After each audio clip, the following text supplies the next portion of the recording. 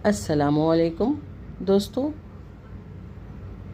Mango falooda है ये और बनाना बहुत ही आसान है। बहुत ही आसान, बिगिनर्स भी बना सकते हैं, नए सीखने वाले भी इसे आसानी से बना सकते हैं क्योंकि इसकी पूरी रेसिपी इसके पीछे ही लिखी होती है।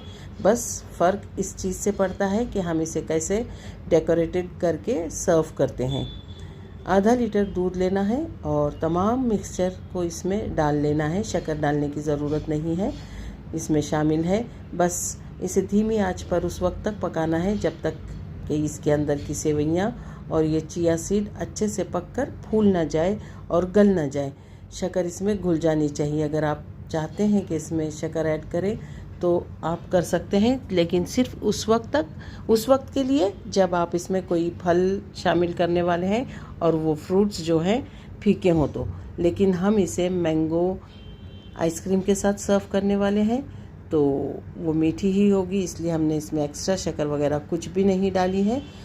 बहुत अच्छी तरह से फालूदा हमारा उबल गया है। देखिए, हम इसे सर्व करने के लिए एक गिलास तैयार कर रहे हैं। बहुत ही अच्छी खुशबू और जायका भी बहुत बेहतरीन होता है इसका।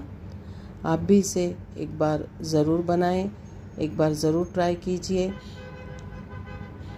ये हमने ग्लास में फालूदा डाला है, नीचे फ्रूट्स शामिल कर सकते हैं। आप चाहें तो पहले चिया सीड, उसके बाद फ्रूट्स, उसके बाद फालूदा और उसके बाद सबसे आखिर में आइसक्रीम और उसके ऊपर रोज़ सिरप वगैरह शामिल करके इसे खूबसूरत और डेकोरेटेड बना सकते हैं।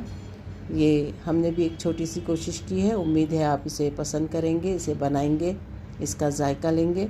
अल्लाह ताला आपके दस्तरख़्वान पर बहुत सारी बरकतें और नेमतें अता फ़रमाएँ।